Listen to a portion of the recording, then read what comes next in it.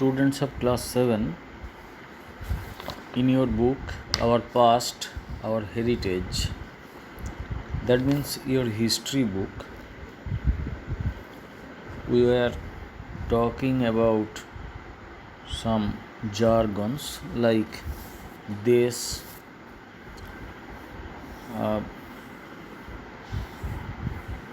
Generally, we commonly use the term desh to refer to our place of birth or place of living. Suppose you live in Burdwan and you work in Kolkata, and then someday you have to come back to Burdwan, and in Kolkata you told your friends that I am going back to my দেশের বাড়ি যাচ্ছি, 2-4 দিন বাদে ফিরে আসবো, এই ধরনের কথা আমরা বলি। দেশের বাড়ি যাচ্ছি মানে দেশ তো আমাদের একটাই, we live in India, it is our country, it is our দেশ। কিন্তু তাহলে এখানে এই দেশ কথাটা আমরা ছোট অর্থে ব্যবহার করছি। আমরা যেখানে আমাদের বংশ পরম্পরায় বাস করে আসছি, হয়তো সেখানে আমরা জন্মেছি, সেই জায়গাটাকে আমরা দেশ বলে রেফার করি, একটা প্লেসকে রেফার করি, ছোট জায়গাকে। So you see, during the Sultanate or the Mughal period or even today, the word desh has such varied use. Therefore, whenever you read history, try at first to understand the region in respect to the period referred to. This textbook contains the Indian history of almost 1000 years, from the 7th century AD to the threshold of the 18th century AD. This period will be discussed in your book of history in class 7, and obviously vast changes have occurred in India during that 1000 years. Again, in certain cases the situation has remained unaltered. Many things changed to a great degree, but some things remain unaltered. Suppose a monolithic sculpture that has remained unaltered. In certain cases the situation has remained unaltered, but no change takes place overnight. In the next chapters we will see the gradual changes. Now let us discuss about the origin of our name India or Hindustan or Hind. Our Netaji, he coined a slogan, Jai Hind. We revert the slogan very much even today. In any national function, we at the end of the function or at the beginning we chant Jai Hind.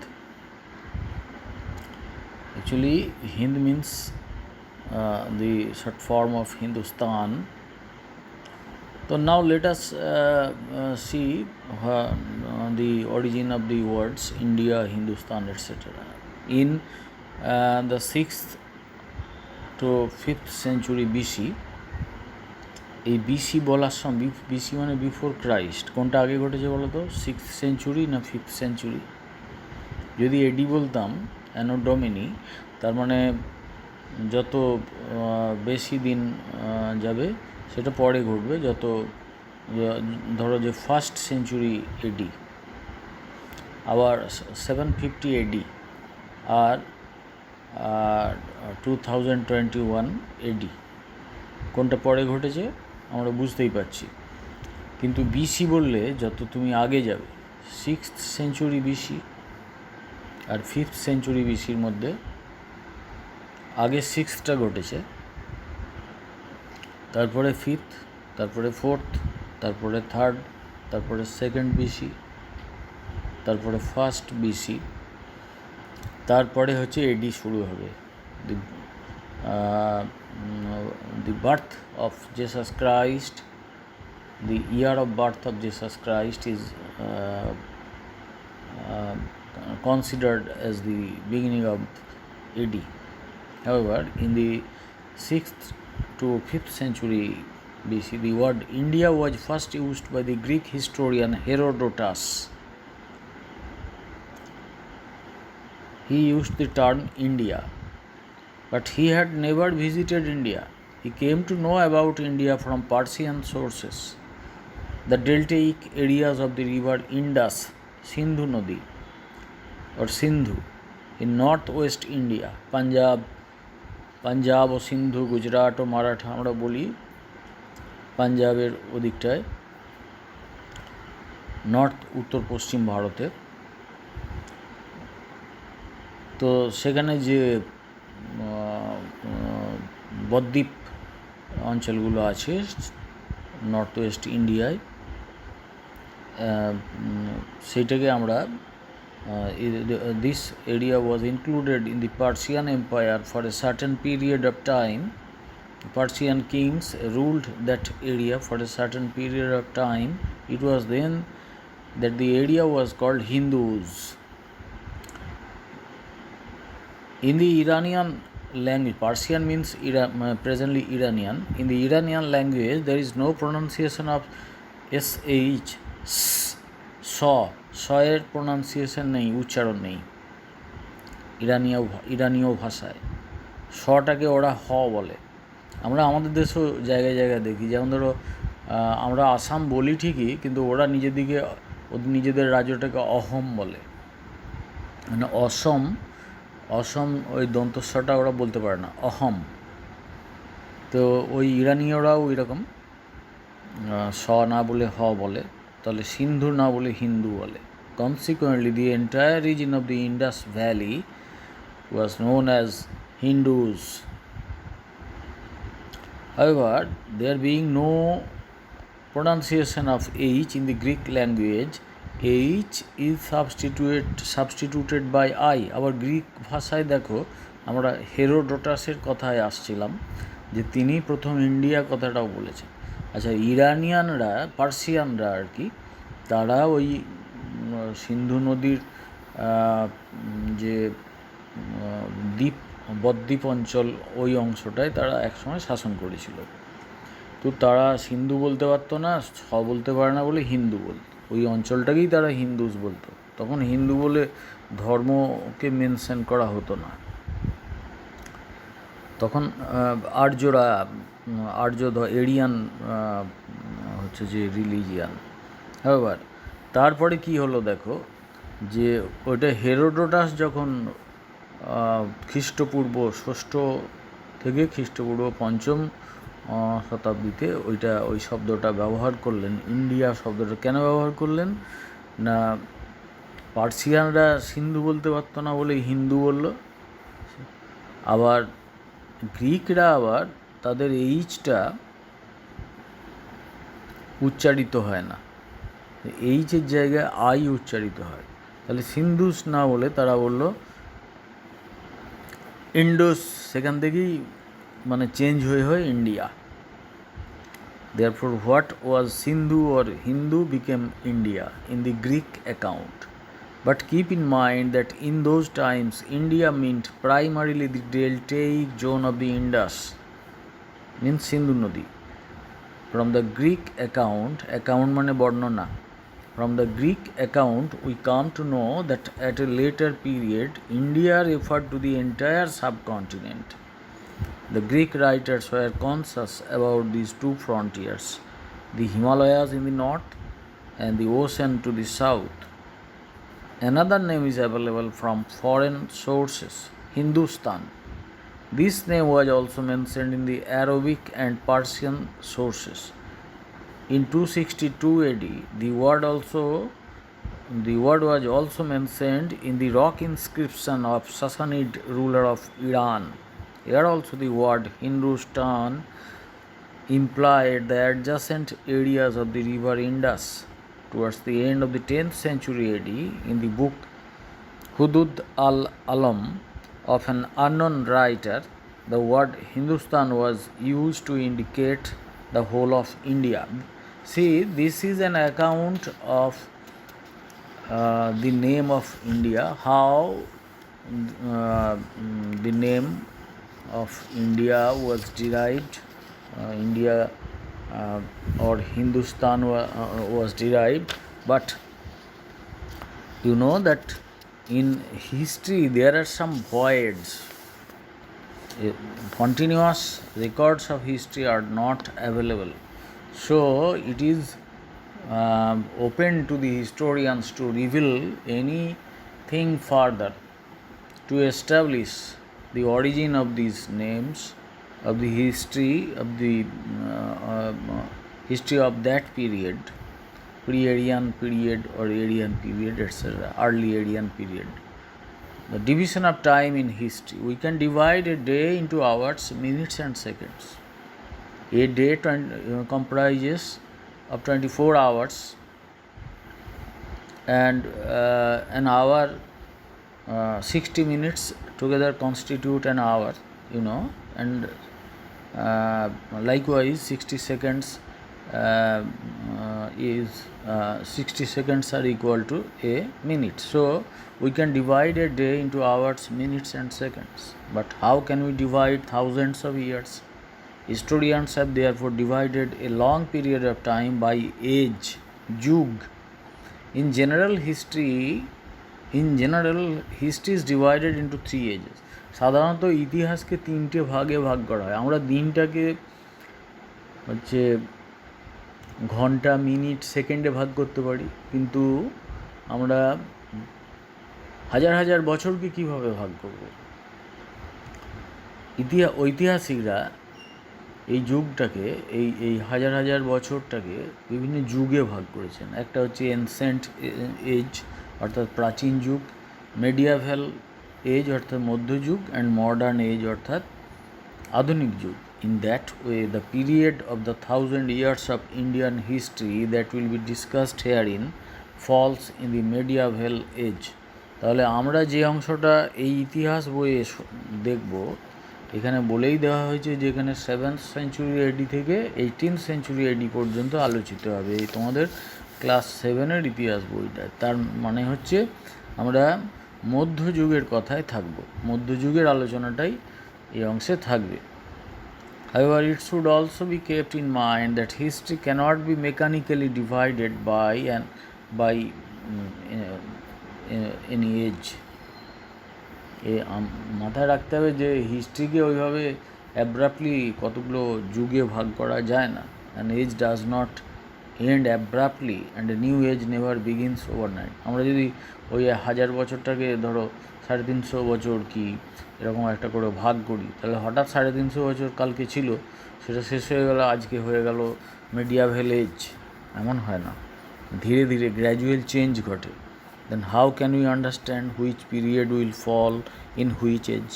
In fact, human lifestyle, culture, economy, governance মানে রাজ্য শাসন, war, education, each of these has a distinctive characteristic at a particular period. আমরা এই age বলতে কী বোঝাবো? যে মানুষের জীবনযাত্রার ধরন, তার সংস্কৃতির পরিবর্তন, তার অর্থনীতি, সেই যুগের রাজ্য শাসন, যুদ্ধবিগ্রহ, শিক্ষা ব্যবস্থা, এইসব এক একটা যুগে ছিল এক এক রকমের। The general trend is to differentiate an age accordingly. তাহলে আমরা এই যে প্রাচীন যুগ, মধ্যযুগ, এগুলোকে এই যে বৈশিষ্ট্যগুলো বললাম, যে লাইফস্টাইল, কালচার, ইকোনমি, এগুলো দেখে কতগুলো ভাগে ভাগ করি। So what was India like in the medieval age? তাহলে মধ্যযুগে ভারতটা কেমন ছিল? Earlier, many people remarked that in this period human life had plunged into darkness. আগে বহু মানুষ বলতেন যে এই সময়টা অন্ধকারময় যুগ। There was no development in any field. কোনো জীবনের কোনো ক্ষেত্রেই কোনো উন্নয়ন ঘটেনি, উন্নতি হয়নি। But today these observations are no longer acceptable. কিন্তু এই সমস্ত যে পর্যবেক্ষণ আগেকার ঐতিহাসিকরা করেছেন, এখন আর সেগুলো গৃহীত হয় না, মানা হয় না। Joining together bits and pieces of historical data, historians have composed the history of the medieval period. বিভিন্ন ঐতিহাসিক তথ্যকে একসঙ্গে সমবেত করে ঐতিহাসিকরা মধ্যযুগের যে ইতিহাস রচনা করেছে। It was then observed that the people of India had progressed in different fields of life. তখন লক্ষ্য করা গেল যে এই মধ্যযুগে বিভিন্ন জীবনের বিভিন্ন ক্ষেত্রে কিন্তু ভারতবর্ষের মানুষ উন্নতি ঘটিয়েছে। In this textbook you will come to know of such developments. এই ধরনের উন্নতির ঘটনাগুলো এই বইয়ে জানবে। On the one hand there was the use of various devices and technology. একদিকে নানা রকমের টেকনোলজি, নানা রকমের যে প্রযুক্তি এবং যন্ত্রপাতির ব্যবহার হয়েছে এই যুগে। কী ধরনের হয়েছে দেখো, লিফটিং ওয়াটার ফ্রম ওয়েলস, কুয়া থেকে জল তোলার জন্যে এটা মেকানিক্যাল ব্যবস্থা। উইভিং অফ ক্লথ, মানে তাঁত আবিষ্কার হয়েছে, তাঁত বোনা হয়েছে। আর মিলিটারি টেকনোলজি, ওই যুগেতেই বারুদের ব্যবহার হয়েছে, কামান গোলার ব্যবহার হয়েছে, মানে সেগুলো আবিষ্কৃত হয়েছে। Everything changed by the grace of science, বিজ্ঞানের দ্বারাই এগুলো সম্ভব হয়েছে। People of India came to know of various food items and beverages in this period. এই যুগেই বিভিন্ন ধরনের খাদ্য, বিভিন্ন ধরনের পানীয় কথা আমরা জানতে পেরেছি। The most interesting example is that of the use of potatoes. এই যুগে আলু আমদানি হয়েছে। আগে আমাদের দেশে আলু বলতে যা বোঝাতো সে এই আলু নয়, এখন যে আলু আমরা দেখি এটা নয়। In fact potatoes were introduced by the Portuguese. এই যুগে পর্তুগিজরা আলু এনেছিল আমাদের দেশে। এটি বিদেশি এটি ফসল। আমরা আলু বলতে সংস্কৃতে অল্লুকা বলে একটা কথা পাই, আমি সংস্কৃত বই পড়তে যে দেখেছি।